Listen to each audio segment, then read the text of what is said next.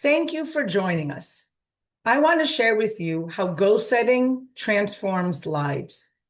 My name is Tal Hazak Lowy, and I'm the Executive Director of Friends of the Children Chicago.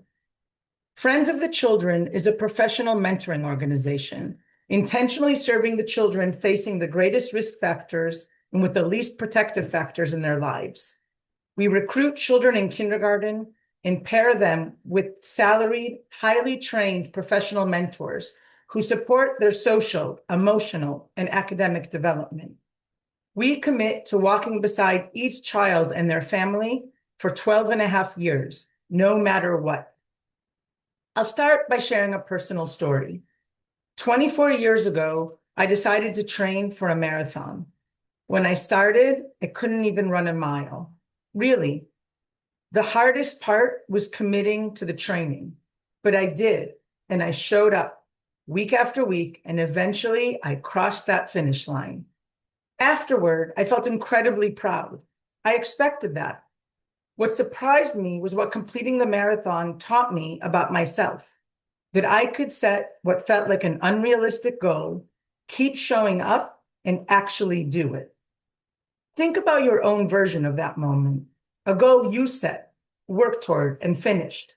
Maybe it was a degree, a career pivot, running your first race. Maybe it was finally finishing something you've put off for years, or showing up consistently when it would have been easier not to. That feeling, I want you to hold on to that, because that is exactly what we're trying to build for children who are facing significant obstacles. We believe that feeling has the power to change lives. The children we serve are born into the most challenging circumstances. They are growing up in communities in Chicago's South and West Sides that have faced generations of systemic racism, disinvestment, and lack of economic opportunity. We know that goal setting is a powerful tool for helping our kids develop the skills and resilience they need to overcome obstacles and thrive. The research is clear. When children develop a sense of agency through goal setting, they are more likely to make sound decisions and avoid risky behavior. But a child born into significant adversity who doesn't have support will often struggle to achieve a goal, not for a lack of motivation, but as a neurological event. When a child grows up under chronic stress, their nervous system adapts to a high-threat environment, activating their fight, flight, or freeze response. We call that the downstairs brain. When the downstairs brain is in charge, the upstairs brain, the part responsible for reasoning, planning, learning, and follow through, goes offline. This is how every human brain works. Every child enters our program in kindergarten and is supported by a professional mentor for 12 and a half years, no matter what. The consistency of that commitment is what changes the architecture of a child's developing brain. When a child experiences a trusted adult who shows up week after week, who is calm when the child is not, who repairs after conflict rather than punishing or withdrawing, the nervous system slowly learns that the world can be different from what expected. The upstairs brain becomes available, and then working on goals becomes possible. Every child in our program sets multiple goals every year, and crucially, the child chooses those goals for themselves. A goal assigned to a child is very different from a goal chosen by a child. The child's voice is not a courtesy.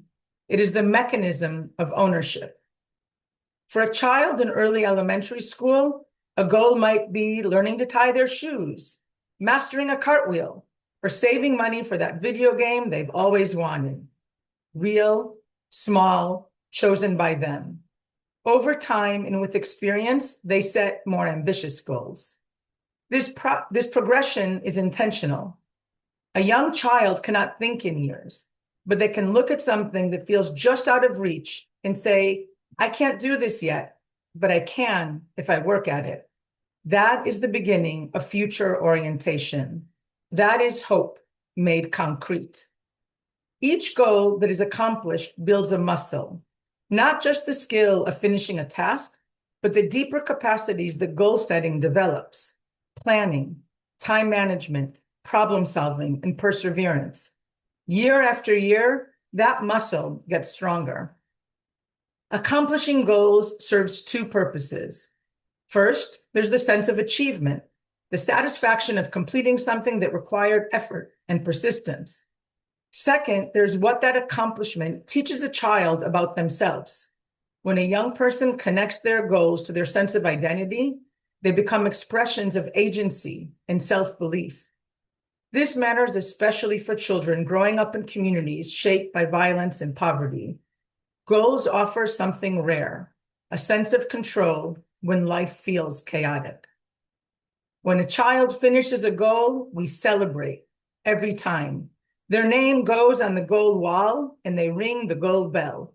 Because when a trusted adult names a child's effort, names their skill, and connects to their identity, it becomes evidence of who the child is.